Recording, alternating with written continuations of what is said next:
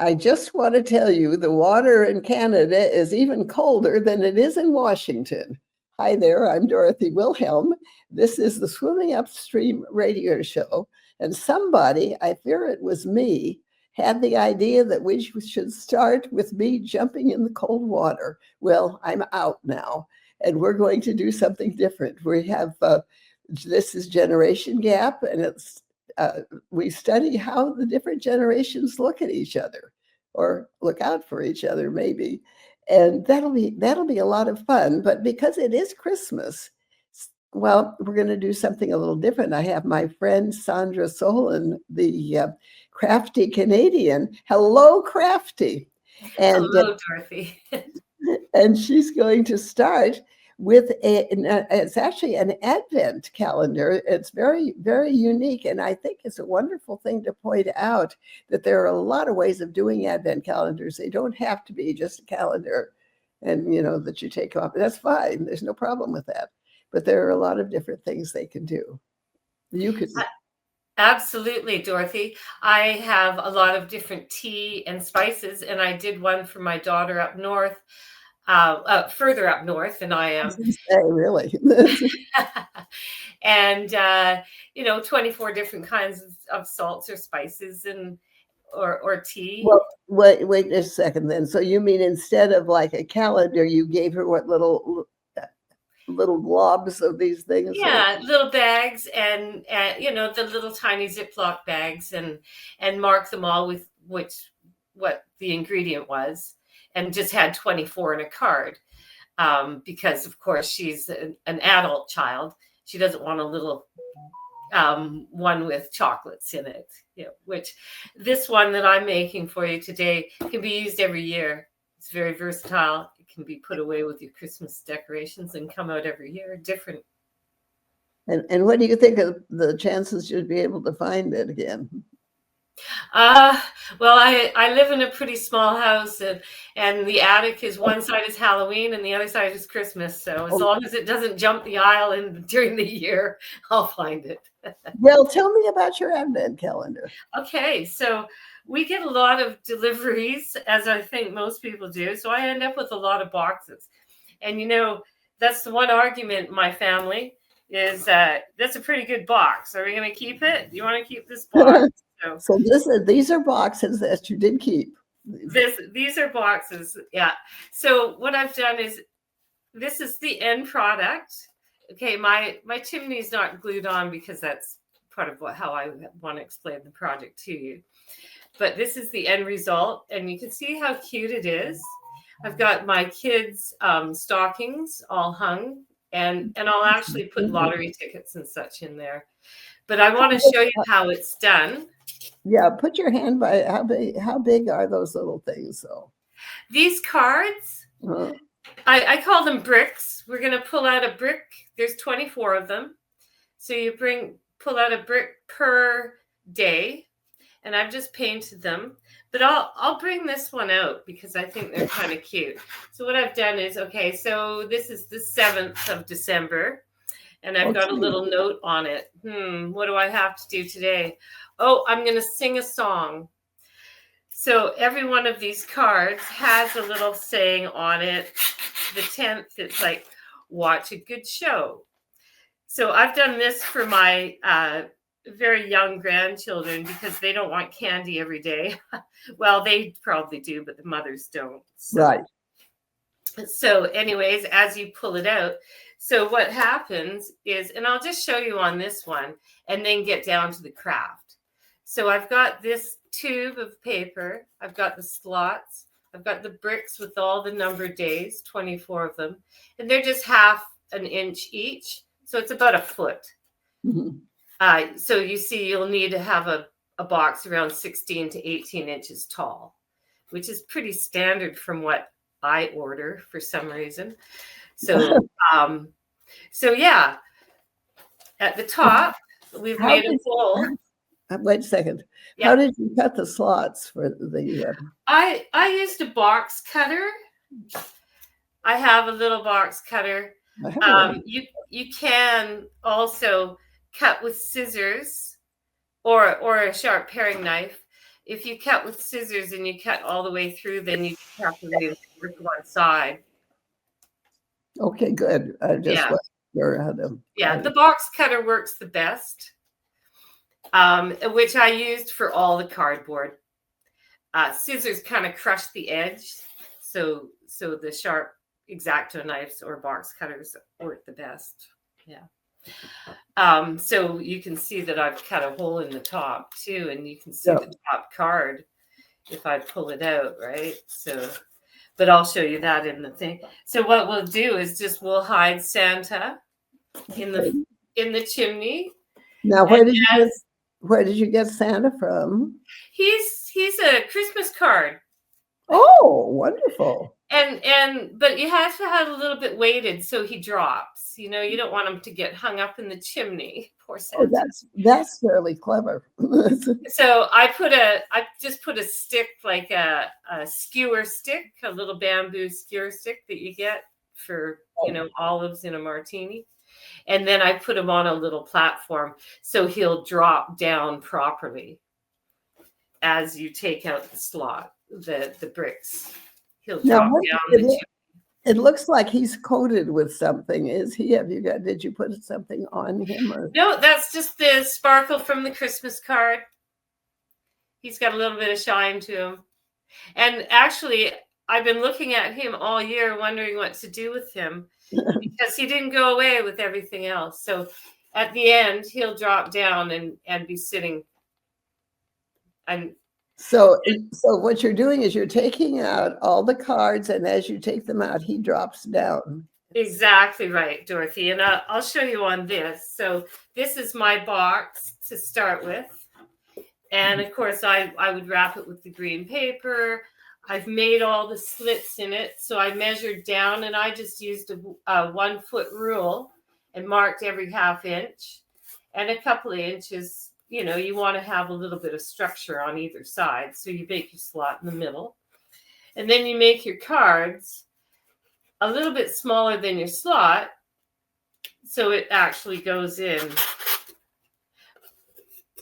Yes. So if you can imagine Santa sitting up here in the middle of your chimney waiting, and then you pull out each card, he'd drop down a ½ inch each way.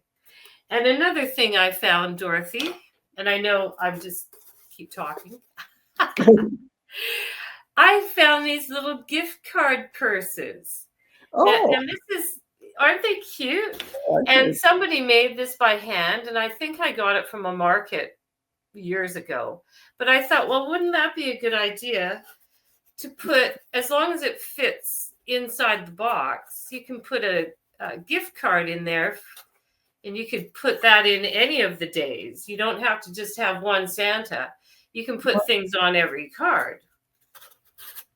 So as you get to Christmas, I'm just going to put another brick in the wall there. And as you get to Christmas, I'm left-handed, but I'll do it. You'd pull this out. Now you can see that this is flexible because I haven't put structure in. But when you pull out the card, that gift card's just going to drop down, down, down. And I know that these are tight in here now, but when you put them in, you want them to be quite secure so they stay on a level. You can't use just paper. It would just not hold Santa up. Okay, so there's the general idea. Put Santa in there. And he'd just drop down until he reaches the bottom and comes out your chimney. Well, now, what's that? That's a little candle that you've got down in there. It is. It's just one of the, of course, electric candles only, please. Don't put fire inside your paper. But it looks really cute at night, and we can turn that on and have a little flame. Now, did you work out all the things on the cards yourself, or did the kids help, or what did you do? I did this one on my own, just for you. But I did it with my little ones in mind. So I have like walk the dog, tell your mom she's nice, You could also do it if you have, a partner or whatever. You could say, take me out for dinner, or I really need the dishes done. Do you find that works? I'm the cooker, he's the cleaner. So the only thing is the floor, because we have a dog, and he says, well, why am I washing the floor? The dog's just going to get them dirty again. So Well, that's really true. Well, there's so many things you can do with an advent calendar. I do think it's a great idea. And I think that I was kind of looking at casually in my book, Catch the Christmas Spirit. You'd love it. Yeah. I talked about different advent calendars, and we were thinking about special gifts. I just want to kind of piggyback on here. My kids have been asking what I would like for Christmas, and when you get to be 92, you don't so much need anything. So we were sort of thinking of, what makes good gifts for people at this stage in life, and one thing is dinner for two. That is, and my daughter-in-law is terrific about that. She'll fix something, and now I can invite a friend in, because we don't cook, and it's a thing I would not be able to do, and you miss the pleasure of inviting a friend in. Absolutely, yeah. And Christmas is probably one of the most social times of year. Everyone says Merry Christmas or Happy Holidays. People are a little bit more animated, I think, this time of year. We all have that inner child, don't we? We do have that, yes, we do. And I'm just let me look. Your craft was marvelous. I just want to see if I had any ideas at all.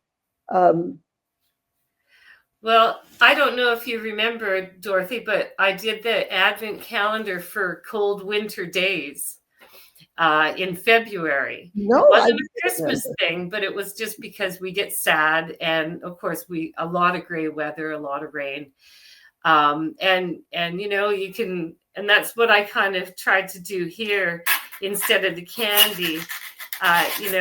This is one that says, ask Daddy to make cookies, which I found out my son-in-law makes the most delicious chocolate chip cookies I've ever tasted. Isn't that terrific? So I'm not making any more cookies. I'm going to do this. Well, you know what I think the whole point of this is to push a little, so you're not doing. There's nothing wrong with traditions, and you certainly want to have them, but to do something a little more too, maybe, because what I was noticing here, like would go with the advent calendar. What about if you had a party with friends, to everybody share a tradition that they have? That could be fun without having to do a lot of work. Absolutely.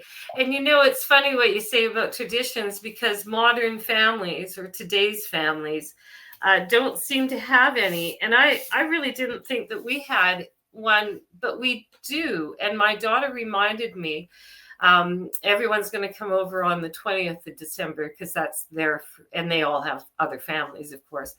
But we wrap up one gift card or lottery ticket into a million pieces with tape like you wouldn't believe. And then everyone wears oven mitts. They've got 2 minutes, and they try to get and at first it's impossible to get the present open, but of course eventually around the table.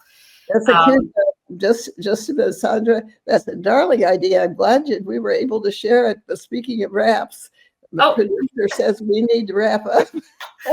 Okay.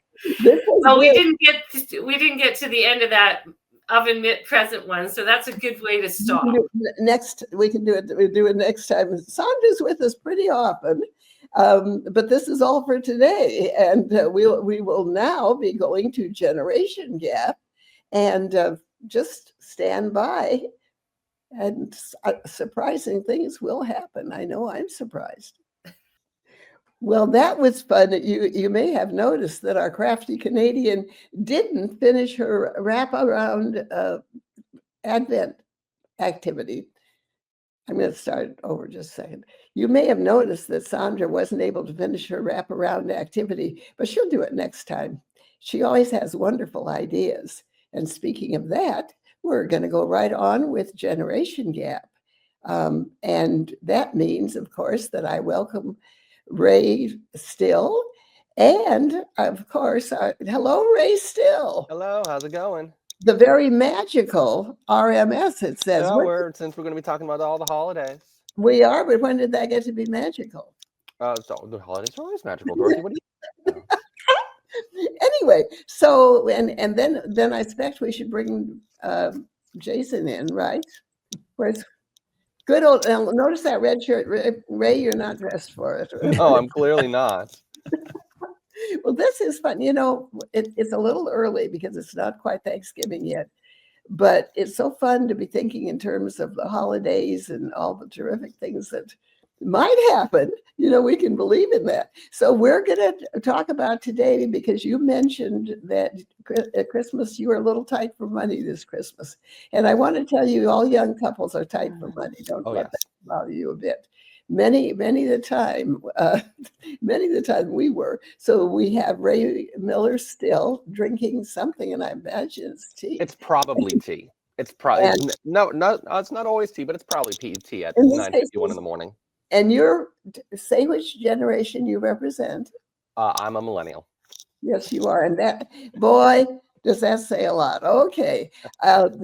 And of course, I'm Dorothy, and I am part of the silent generation, which, as everybody always faints and falls on the floor when I say that. But it didn't mean we didn't talk. It meant that we followed the rules, but I don't do that anymore. And our friend Jason, our producer, and what generation are you? I am Gen X. And that's about as bad as a millennial, you know. It's pretty bad. You guys are lucky you got me. Anyway, I thought to start with, because we wanted to try to look at Christmas a different way a little bit, because it keeps getting more expensive, and that just isn't going to do. So I thought let's start by asking you a Christmas memory. What stands out in your mind when you were at that moment when you thought, this is what Christmas is all about? Ooh. Are you asking him or me first?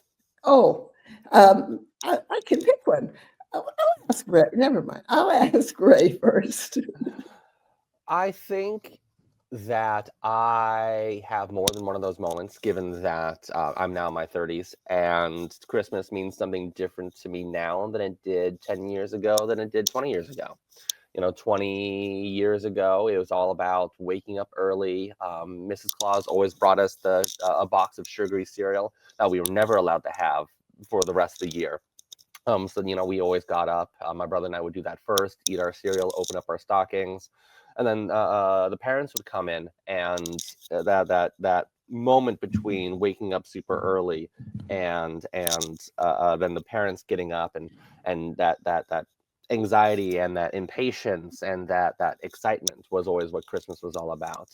And then in my 20s, when I'm living on my own, or especially when I was living in New York, I came back for Christmas, but there were holidays that I spent just on my own when I was in New York, and holidays I went to college, and you know, holidays really meant just spending time with family. And not that holidays don't really mean spending time with family now, but holidays now mean, oh, now I get to be the parent that gets to experience my child experiencing what I experienced at Christmas. So now that's what Christmas means now to me is, oh, I get to watch my kid go through exactly the same thing I got to go through. So I'm hoping that whatever I get to do for Christmas is going to give him that same magical experience that I got. Marvelous. Thank you very much. And Jason, how about you? What do you remember from Christmas? Well, it's very similar memories. And Ray and I aren't too far apart in years, but the biggest thing for me the last 20 years has been kind of creating that repetition memory of the holidays for my children. My son's now 20 and my daughter's 17. And probably the best sign that I did a pretty good job of this is even this year, in the next, few weeks as we approach Christmas Eve. On Christmas Eve, they always stay at my house. Now, their mother and I are divorced, but we live in the house that they grew up in. I live in the house they grew up in. And so they always stay at my house on Christmas Eve because that's the house that Santa knows to come to. And remember, this is a 20-year-old and a 17-year-old. But on Christmas Eve, we put out Krispy Kreme Santa and reindeer donuts for Santa with a little bit of milk. And we put some carrots out in the yard for the reindeer. Oh, yes. And then right before they go to bed, even to this day, a 20-year-old and a 17-year-old, they curl up with me on the couch and I read them.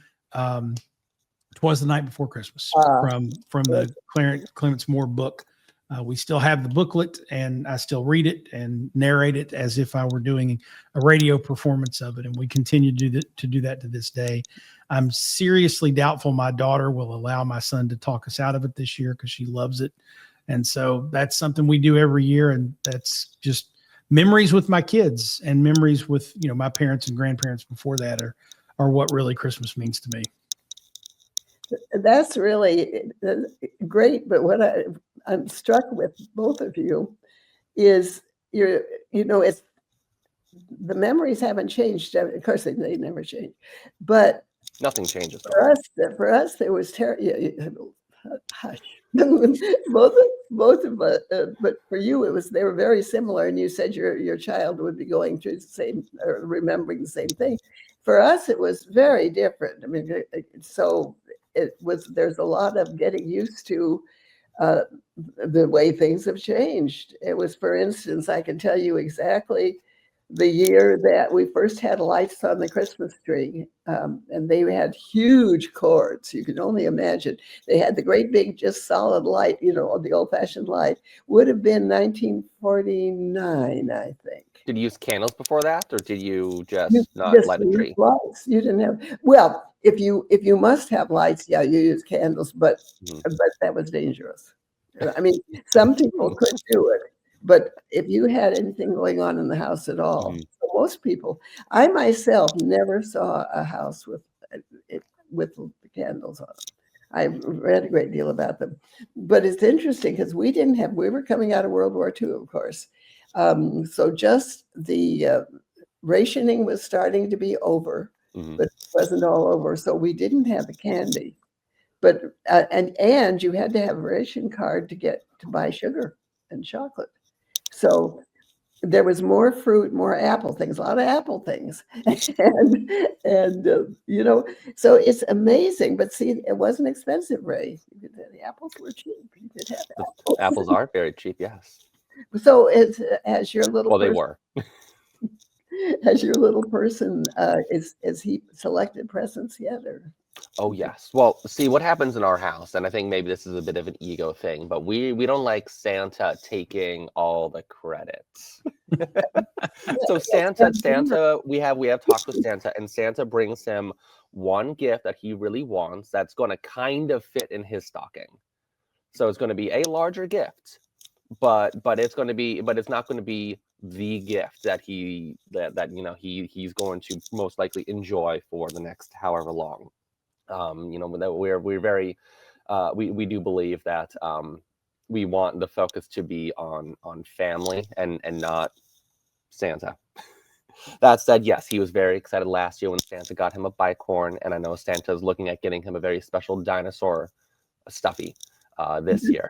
But yeah, that's just speaking of not expensive, Santa doesn't have to get expensive, and I think that there was a while there that even for my family, Christmas had to be big. Not my parents, Christmas had to be a big affair. And I mean, we made pretty good money as an upper middle class family. And I think we quickly realized that was not the direction we as a family wanted to go down. So we scaled back fairly quickly. Well, you had to. Well, my family, certainly, yes. No, we have had to pivot quite severely in order to be able to have the kind of celebrations we can afford. But that just means switching things out for ways we can create memories more than just receive gifts. One thing that I think my kid is going to want to do every year is make the specific sugar cookies that we make. We use a very special liqueur that is very hard to find, and my wife has to smack my hand away from it. It's a what flavor is it? I think it's a special kind of peach liqueur that is rather difficult to find. So we found it, and now she has to make sure that I don't drink it because it is very good. But it goes into the sugar cookies that we make, and it's a very simple sugar cookie, very classic sugar cookie recipe. But just being able to dress up in our Christmas aprons and measure everything out and make all the shapes and put them into the oven, that's going to be something he's going to want to do every year, just like your kids want to read the book. Yeah, I think you're exactly right. Any activities, Jason, that come to you especially? We always try to go to see a local performance of the Christmas Carol. Oh, yeah.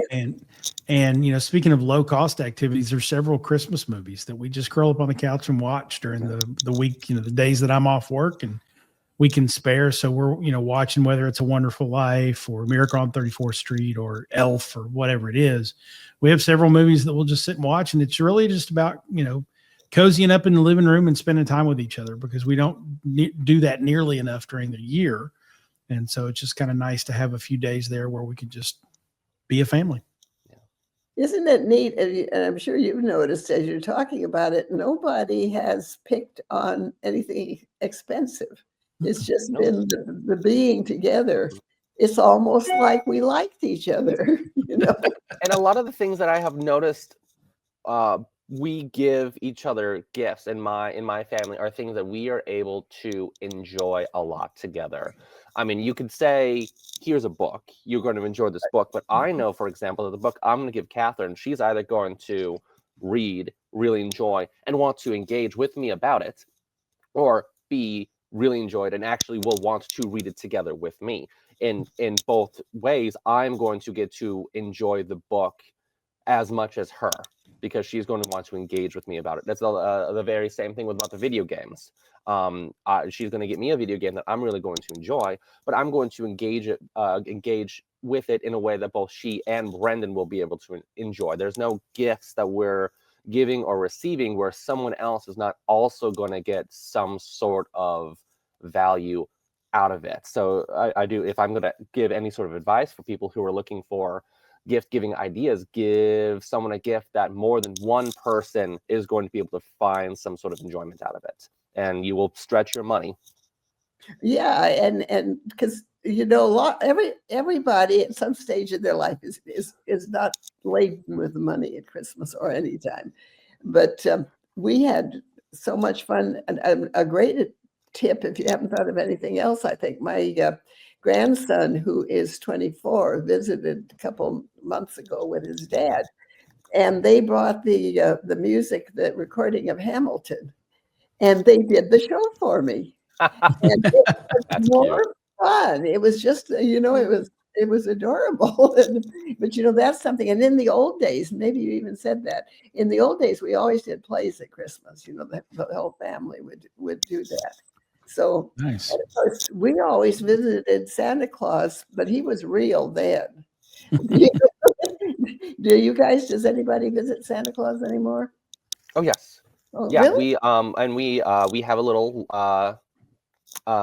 mailbox that goes outside of our little free library for people to drop Santa letters in, and Santa comes to all three tree lightings that we have on the plateau: Enumclaw, Buckley, Black Diamond. So we're going to be making sure we hit up one of them for him to go see Santa, or at the very least go to the letter writing station. But yeah, Santa absolutely is a real person, and we will always see him when we head over to Leavenworth to visit the reindeer. Santa's always there to chat with. That's wonderful. How about you, Jason? Well, my kids are a little old for the visiting Santa, but I do have some, I guess, technically grand nieces and grand nephews now who are at that age. So they do it. I don't necessarily go with them, but I see pictures. So it's good. Well, send them down to Leavenworth. Have them come to Leavenworth. Meet the reindeer. All right. Oh, that's so cute. And you know, that's the whole thing, is getting together and thinking, well, you know, for me at my age, and now my children are senior citizens, you know, they run between 60 and 70, which is a funny feeling. But you feel like, well, I didn't do so bad. And it isn't a gift, as you all, I'm very proud of you to have illustrated, because my dad always tells about how they had saved up money. They were so poor when I was a little girl in Moreland, Montana. And my dad and mom had saved money to buy me a doll. And they gave me the doll in this little wrapped package. And I opened it. I was about 3. And I opened it and said, "Oh, pretty," and threw it away. and sat and played with the box. And my dad never got over that. He was still, I'm 20 years old on my way to my wedding, and he's still. So Christmas should be fun. It should be magical, and it doesn't have to be over expensive. Ray, you will hardly believe that we're out of time. So I wish, let's have a Christmas wish from you. A Christmas wish from me? Mm-hmm. I hope that every single Christmas morning I have, and then my kid has, and then any kids that he might have, may be just as more magical than the last. That's wonderful. That's very good. Jason Falls, how about you? I just hope everybody has the great time spending time with family, especially the older relatives who, you know, may not have very many more Christmases left. You want to take advantage of the time you have with them. Think about my grandmother, my grandfather, both my grandmothers, my grandfather, and I miss them a lot. And so cherish those times. And I hope everybody has a lot of time to spend with their family and enjoy the holiday season. That's just wonderful. And for as they always say on the air, from all of us to all of you, Merry Christmas. And we'll see you again next month on Generation Gap. This is Dorothy.